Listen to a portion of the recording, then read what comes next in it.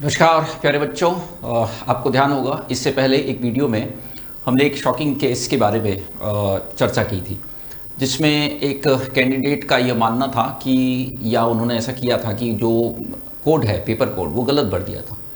और क्योंकि paper code गलत भरा था और उनका ये दावा था कि जो उनके मार्क्स आए हैं वो 589 आने चाहिए थे और बहुत कम मार्क्स जो है वो नज़र आए, 41 मार्क्स नज़र आए। तो इस पर जैसा मैंने अपडेट कहा था कि कोर्ट ने सिंपैथी रखते हुए, क्योंकि ये उन्होंने ऐसा देखा होगा कि भाई कोड तो गलत है, ऑब्वियस सी बात है, जज साहब ने ज़रूर चीज़ चेक की होगी कि जो कोड था वो एक्चुअली उसमें नहीं भरा हुआ है। तो उन्होंने कहा कि एक बार इसको रीचेक जो है वो उनके ओरिजिनल कोड दैट इज़ 47 था उसके अनुसार उसे चेक करें। अब उसका भी जो परिणाम है वो सामने आ चुका है और परिणाम जो है वो उस केस जो हम सोच रहे थे उससे भी ज़्यादा शॉकिंग है। और इस सारे केस से हमें क्या मालूम चलता है, क्या सीखना चाहिए, वो सब हम डिस्कस करते हैं एक छोटे से वीडियो के माध्यम से।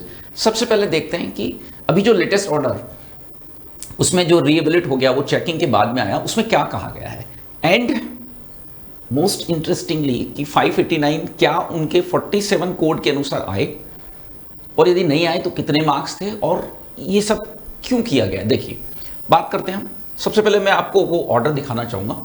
ये जो ऑर्डर है वो लेटेस्ट ऑर्डर है इस केस में। इसको फॉलो करने के पीछे क्या लॉजिक मैं बताऊंगा इस केस को।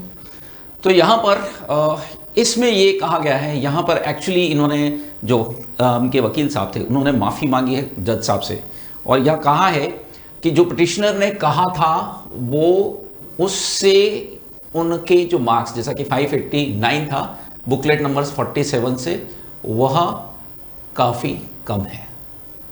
यानी कि इसमें इन्होंने कहा है कि is much less than what was that 589। देखो तो it is much less than जो उन्होंने अपने दावे में कहा था 589। हालांकि इस ऑर्डर में वो मार्क्स नहीं बताए गए हैं क्योंकि उसका कोई मतलब भी नहीं रह जाता है। केवल हमने ही थंबनेल में मार्क्स नहीं छिपाए, एक्चुअली इस कोर्ट ऑर्डर में भी वो मार्क्स नहीं दिए गए। पर हाँ ये जरूर कहा गया है कि 589 की तुलना में वे बेहद कम थे, सो इसलिए ये जो रिट पिटिशन है उसको क्या किया जाता है, डिसमिस किया जाता है। अब इस सारे अजीब से केस में क्या क्या चीज़ें निकल कर आती हैं और बड़ा विचित्र सा नज़र आता है ये चीज़ें कि चलो वो एक गलती तो थी, ऑब्वियस सी बात है, वो तो 46 47 तो खैर था ही, लेकिन मार्क्स किस तरह से 589 माने गए। यहाँ मान लेते हैं चलो कैंडिडेट से गलती हो गई, पर पेरेंट्स ने भी क्या क्रॉस चेक नहीं किया उसे। क्या ऐसा होता है कि केवल बच्चे ने कहा और हम उसे मान लें? यदि ऐसा है तो इससे थोड़ा सा बाहर आने की ज़रूरत है ना। तो पेरेंट्स ने भी क्रॉस चेक नहीं किया है, वकील साहब ने भी केस करने से पहले क्या आंसर की के अनुसार ये ज़रूरी नहीं समझा कि उसे, चलो वो तो दिख रहा होगा कि कोड उन्होंने गलत भर दिया है, वो तो ठीक है, वो हो सकता है, और वो कोड गलत भरा भी था, वो भी मतलब साबित हुआ। लेकिन उसके बाद आंसर की तो सबके पास अवेलेबल थी ना कोड 47 की, तो क्या उसके अनुसार चेक नहीं किया, क्रॉस चेक नहीं किया गया? भाई जज साहब तो ठीक है, उनके पास तो इतना समय नहीं होता, वो कहाँ क्रॉस चेक करें, तो उन्होंने क्रॉस चेक करने के लिए एनटीए को दिया। पर ये काम तो कोई भी व्यक्ति पहले कर सकता था, उसके लिए एनटीए को बोलना वो कहाँ आवश्यक था। तो ये सब जो गफलत उत्पन्न हुई है उसमें किसी का कोई लाभ नहीं हुआ है। एक सिंपैथी जो हमारी भी या फिर जज साहब की भी थी, क्योंकि एक कोड भरने के कारण जैसा कि दावा था कि 589 मार्क्स आ रहे हैं और केवल 41 मार्क्स आए, तो कोई भी ये सोच सकता है कि ठीक है ह्यूमन एरर है, हालांकि नहीं होनी चाहिए। और मैंने उस दिन भी कहा था कि लगभग किसी भी केस में जो है ना रीएवल्यूशन का मौका आपको नहीं मिलेगा, ऐसी गलती आप बिल्कुल मत करना। हो सकती है, कोई बड़ी बात नहीं, इस तरह की गलती हो सकती है, पर यदि हम बहुत अलर्ट मोड में रहेंगे, एकदम अलर्ट मोड में स्टार्टिंग 5 से 10 मिनट रहेंगे, तो हमसे ये गलती नहीं होगी। तो हमारे जो वीडियो का उद्देश्य था वो यही था कि भाई इस तरह की गलती आप कहीं नहीं कर दें।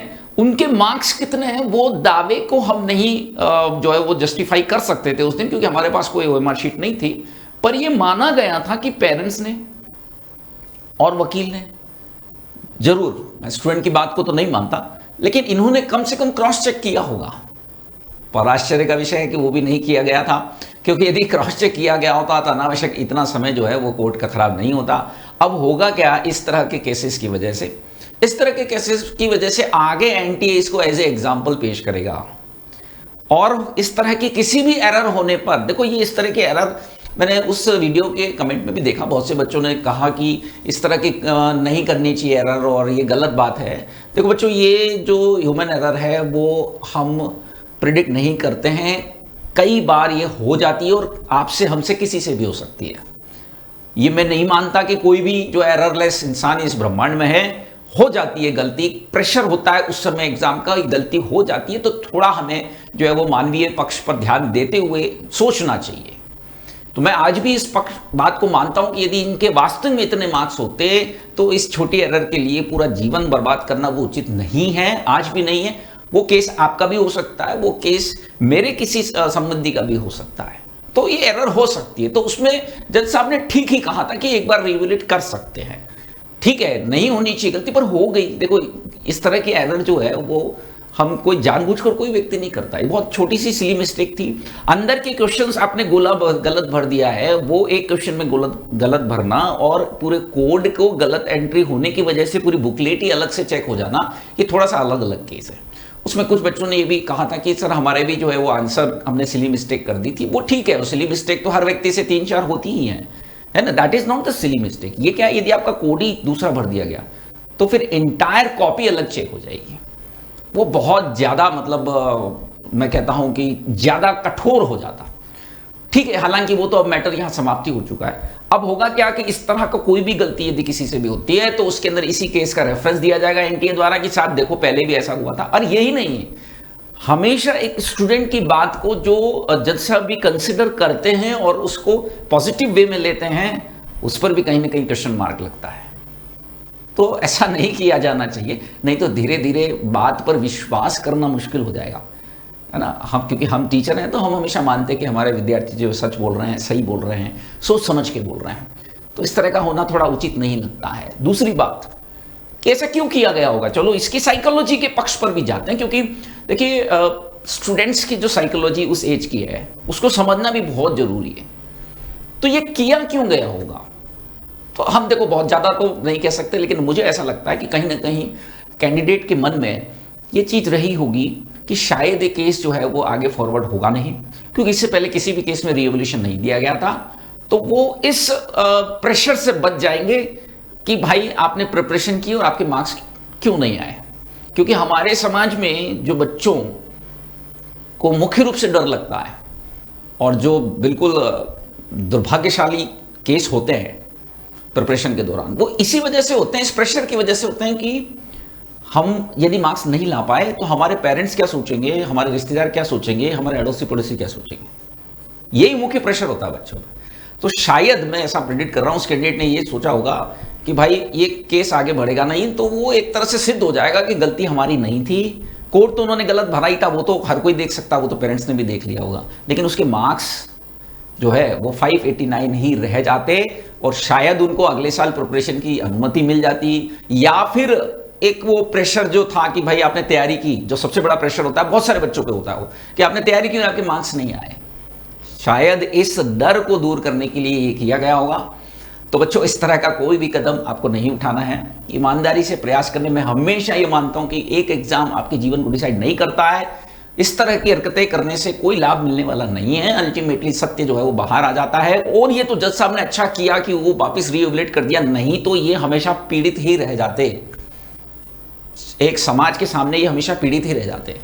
तो जज साहब ने जो है वो इस सत्य को उजागर करने में एक तरह से मदद ही की कि भाई कोड तो गलत भरा था, वो बात सही है, लेकिन मार्क्स फिर भी नहीं थे।